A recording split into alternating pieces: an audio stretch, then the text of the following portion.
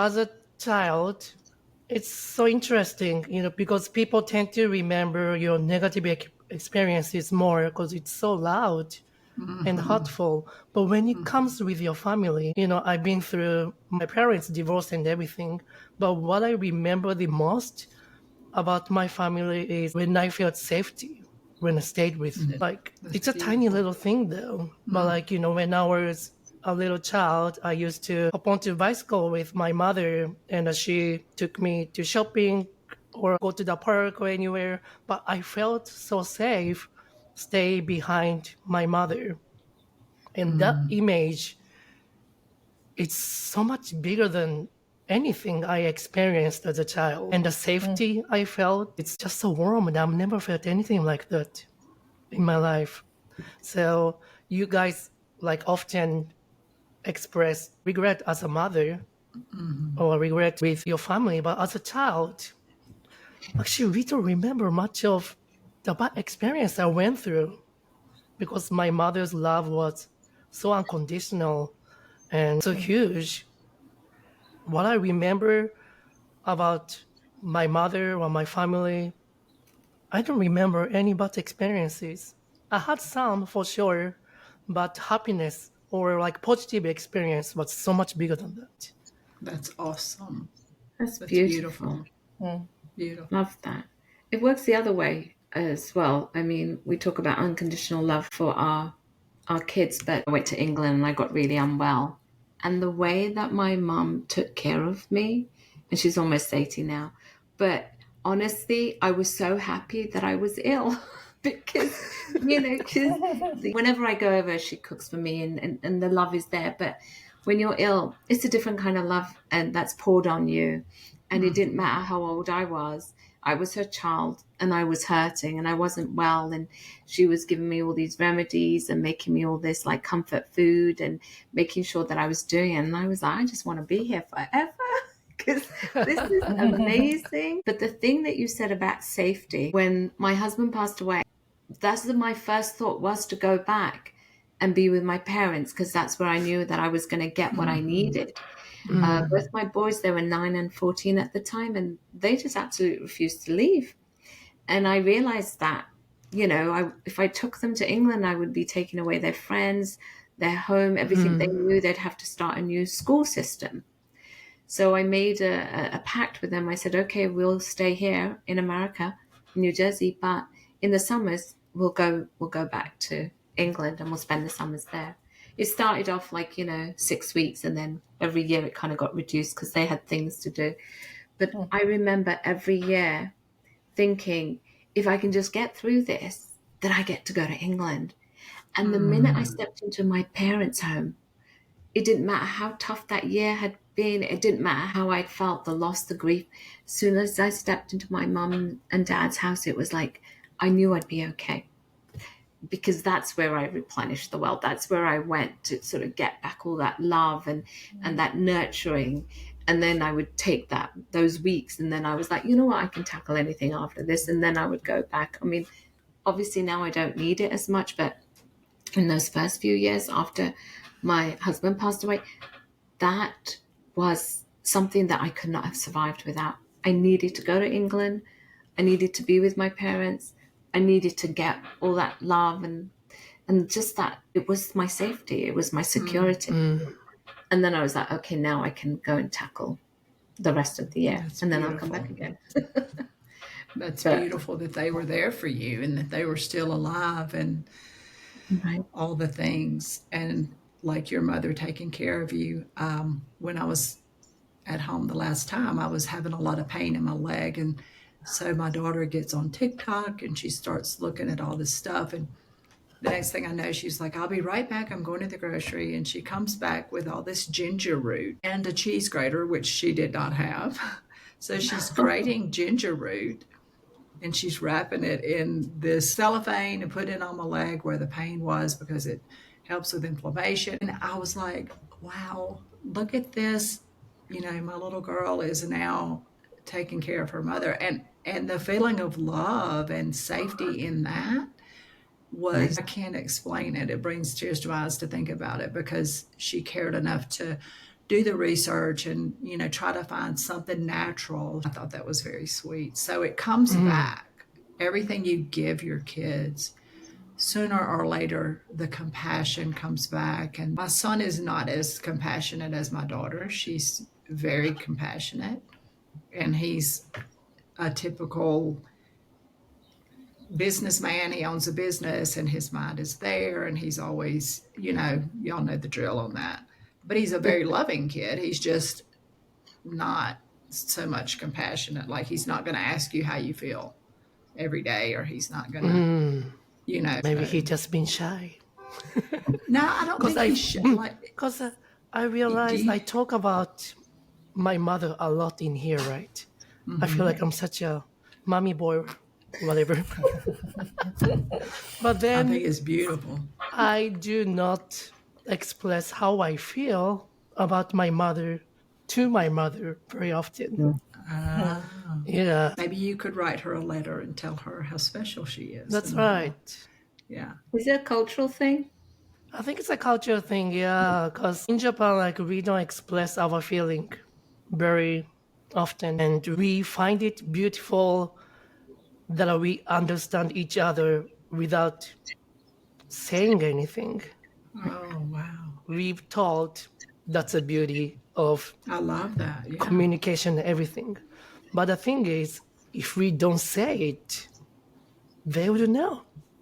So that's something I struggled when I was in Japan, because I'm the person who wants to express my feeling and everything. But whenever I try to have that conversation with anyone, it was not going very well. They get uncomfortable. They don't know how they to get very receive the uncomfortable. love. Yeah. Is it like that in marriages and relationships as well? Nowadays, I think it's different. Yeah. Yeah, people value communication more than before, or maybe just my environment I grew up with. My family they really didn't express anything to me. Well, my mother was always teaching me to be kind to others. Every now and then, we had the conversation, or more like she was teaching me, because I was a spoiled kid, didn't listen to anything, but I was actually listening to it. Right. Even Apparently. though, yeah, apparently I was listening to everything she said. Yeah, because you're such a kind person. You can tell that she instilled that in you. And when I said mind over matter, I know that the work ethic in Japan is like, you take care of business. Like, everybody's much harder, I think, workers than the U.S. Or maybe I'm wrong in that because I've never been No, there, but that's it just the is. perception, my perception. So I think mind over matter means we don't have time for the soft stuff. We have to work. I think in Japan, like, we've taught you need to sacrifice yourself to live in a society. So, when I was working in Japan, I was working from 8 a.m. till the midnight, working every day. I didn't have a weekends, and people value that. How do you keep your health up doing that? Well, that's the pretty much reason why I'm here right now in the Yeah, I was going to States. say, yeah. Like, It's so depressing that every Monday, the suicide rate is going up. People jump off from the bridge to the train. Every Monday in Japan, yeah. Oh my really? goodness. That's how strict Japanese business world. They push you, push you, push you. So we don't have Wow. much time with our family or our friend. You just spend so much time at the workplace. But Wow. when you're working for really long hours, Huh. you cannot concentrate to work and your Yeah. productivity is decreased. And Like, depression and everything else sets in because you don't have yeah, a social life. Wow. I just Need think the too, Al, balance.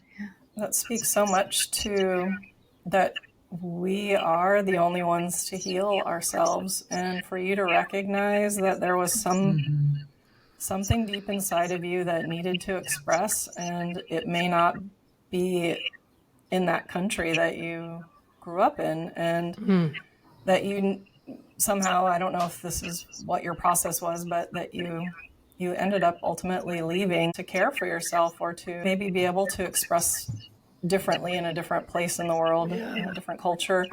I know when I'm listening today, the profound truth that I found out in my own journey was that we are the only ones ever healing ourselves. We are alone in the journey of this life ultimately. But when I used to sit in the rooms of Al-Anon, which is the place where those that love alcoholics come together to understand our side of the disease, which is the codependency and the need to fix other people. There's the 12 steps that, people understand the 12 steps of Alcoholics Anonymous, and that we also work the steps on the other side, the Al-Anon side, but instead of being addicted to a substance, we're addicted to people and to controlling things.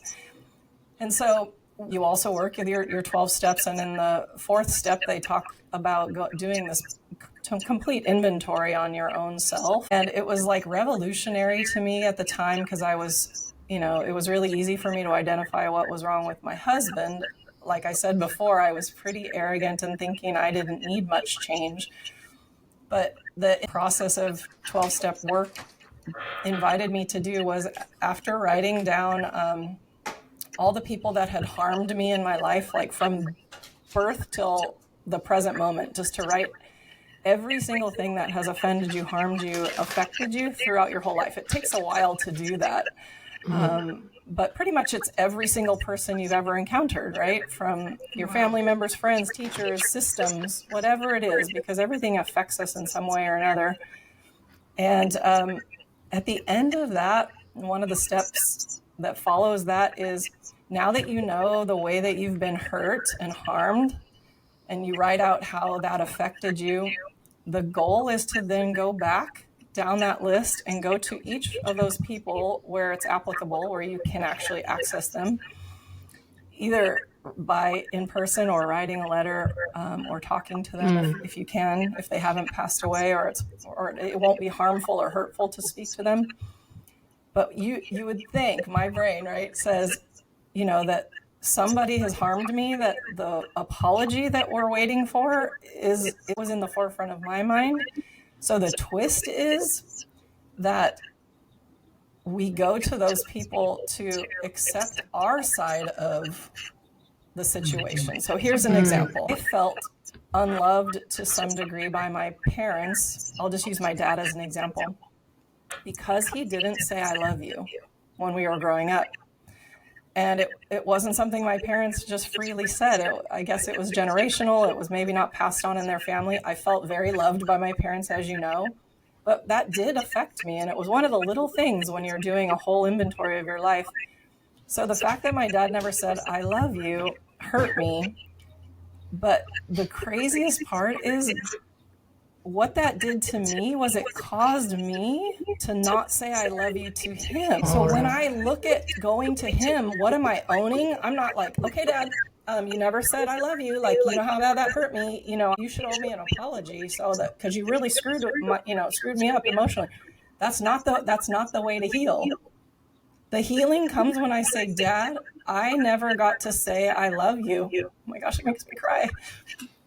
I never said I love you to you, and I loved you all those years. And so I just want you to know I'm sorry that I never expressed that. I love you so much.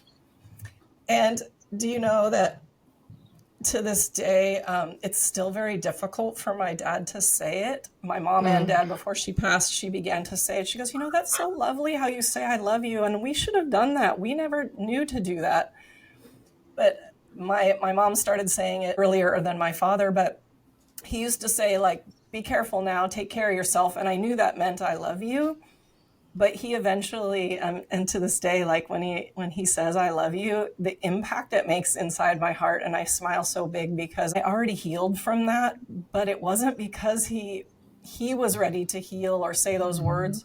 It was because I started saying those words that I chose not to say. So it's just such a beautiful twist that we don't always get taught in this culture, because it's such a blame everything externally for all our problems. But the reason we're so upset is because we did not do what we wanted to do. We did not express how we wanted to express. My expressing I love you, Dad, healed me entirely. The fact that he says he loves me now is just icing on the cake, but I didn't need it to heal. It's just a gift I get now, So it's so empowering to heal ourselves. It is the only thing we can do to really heal, truly heal. But when we catch it, it's so fun to watch and to know that we really, really have all the power in the world to be healed. And it doesn't require anyone to be alive speaking to us. We can do it. We can get there. So it is powerful what we're talking about today. The beautiful thing in that is, as we said the other day, and when we were talking, it's something we have to do alone. It's a journey that we have to walk alone. But I have found during that time, it is so amazing to turn the music up loud and dance alone. Like nobody is watching, as they say, or nobody cares, or I don't care if anybody's watching. And and when you have little breakthroughs, and I still do all the time, it's the little breakthroughs that give you the hope that, you know what, I'm getting closer to where everything doesn't make me have a reaction, or where everything doesn't make my mind go back to a different place in time. I'm over that. I've left that behind. And it's like a snake that sheds its skin. It's our old wounds and it's a part of who we are, but it's wherever they were when they shed it. And then, you move on in a different place in life. And I guess for me, I'm just in the sweetest season of my life right now, because I have come to realize that I'm okay. I'm okay. I haven't been blameless in everything. I've had my share, like you say, even if it's the part of staying and not, staying too long when you shouldn't stay, or just being so overly sensitive. And I think I brought a lot of childhood wounds into every situation. And at the end of the day, all I needed was to feel loved and seen, and heard. And so I think that when we really can let those around it, and I say I love you to everybody that I love, and it's so awkward when I say that to somebody and they say, okay, or like, I'm like, well, I love you. And they're like, all right. Well, I mean, they're so odd with this, awkward to them to hear those words. It's very awkward to some people, that you've just met or whatever. I know I find it with these girls here in Guatemala, and I've grown to love them, and I'll say, well, I love y'all or whatever. And they'll be like, oh yeah, me too. But it's not like, you know what I mean? It's not ever from them first. And I know they love me, but I think it's very awkward for them. Like we were talking yesterday or the other day, how our heart just grows and grows and opens and opens. And I think, and I've always told my children this, we have enough room in our heart to love everybody. There's no room for jealousy. There's no room for, oh, she likes this kid better than me. You have enough room in your heart for everybody that you want to love, or that you feel that you need to love. And there's no replacing. It's not like a game of chess. You don't have to pull one out and put another one in. It's just the way it is. When we truly love somebody, they're there forever, no matter how long it goes. Like you were saying, Rosanna, the other day, with friends that we haven't seen for years, and then you can talk to them and it's like you just picked up and you've never missed a beat.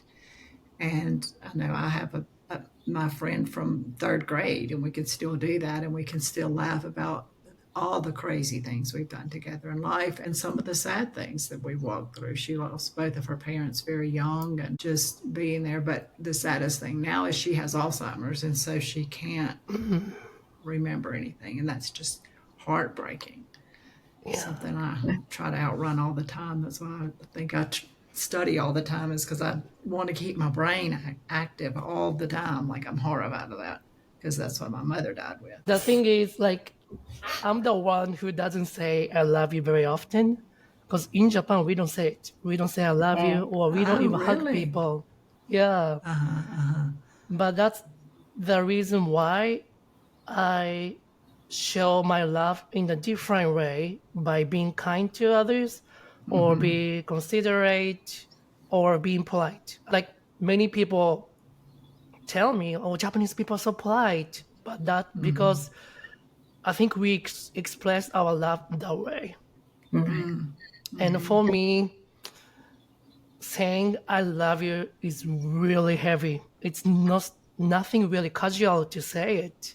But like, when I live in the States or even when I was in Australia, people exchange the word very casually and easily. Because I didn't grow up in the environment to say I love you, it's really difficult for me to say it, even though when I feel the love.